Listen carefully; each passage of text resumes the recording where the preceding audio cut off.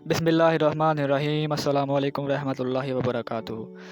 तो फ्रेंड्स, उम्मीद है कि आप सब लोग खैरियत से होंगे। आज मैं शुरू कर रहा हूँ करबला के वाक़यात का दूसरा हिस्सा। हज़रत मुआविया मदीना में। हज़रत मुआविया रज़ी अल्लाह तआला अन्हु ने खुद हिजाज़ का सफ़र किया, मदीना तय्यबा तशरीफ़ लाए। इन सब हज़रात से नरम व गरम गुफ्तगू हुई। सब ने खुले तौर पर मुखालफत की।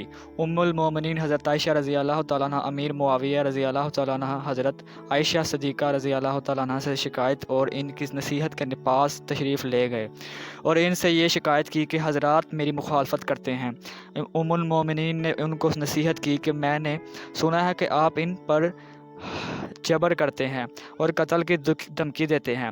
आपको हरगिज़ ऐसा ना करना चाहिए। हज़रत मुआविया रज़ी अल्लाह तआला अन्हु ने फरमाया कि ये गलत है। वो हज़रात मेरे नज़दीक वाजिबुल तहराम है, मैं ऐसा नहीं कर सकता।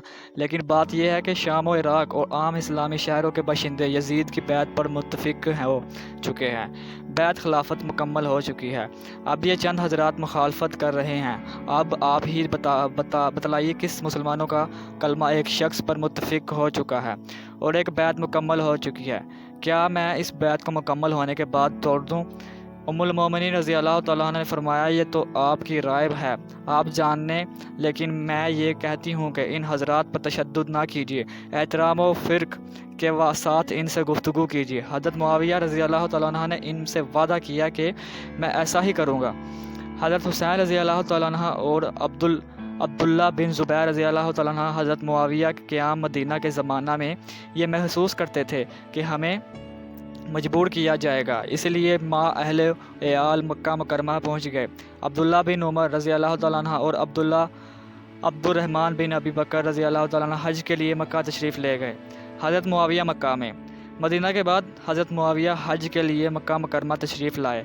यहाँ अव्वल हज़रत अब्दुल्ला बिन उमर को बुलाया और फरमाया, ऐ इब्ने उमर, तुम मुझसे कहा करते थे कि मुझे एक रात ऐसी गुजारना पसंद नहीं जिसमें मेरा कोई अमीर ना हो।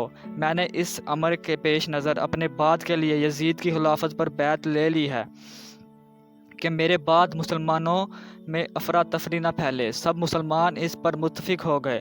ताजुब है कि आप इख्तलाफात करते हैं। मैं आपको मुत्तबा करता हूँ कि मुसलमानों के जमा शुदा नज़म को मुख्तलिफ न करें और फसाद न फैलाएं। हज़रत अब्दुल्ला बिन उमर ने हम्द व सना के बाद फरमाया कि आपसे पहले भी खलीफा थे और इनके भी औलाद थी। आपका बेटा कुछ इनके बेटों से बेहतर नहीं है, मगर इन्होंने अपने बेटों के लिए वो राय कायम नहीं की जो आप अपने बेटे के लिए कर रहे हैं, बल्कि इन्होंने मुसलमानों के इज्तिमाई मफाद को सामने रखा। आप मुझे तफरीक मिल्त से डराते हैं, सो आप याद रखिए कि मैं तफरका बैन अल मुस्लिमीन का सबब हरगिज़ ना बनूंगा। मैं मुसलमानों का एक फ़र्द हूँ। अगर सब मुसलमान किसी राह पर पड़ गए तो मैं भी इनमें शामिल रहूँगा।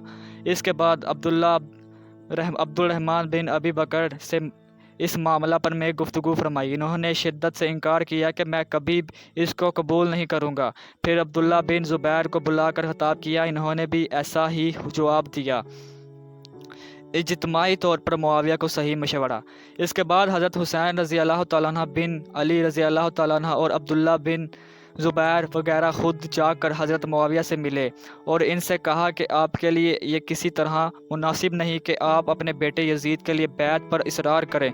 हम आपके सामने 3 सूरतें रखते हैं जो आपके पेशवरों की सुन्नत है।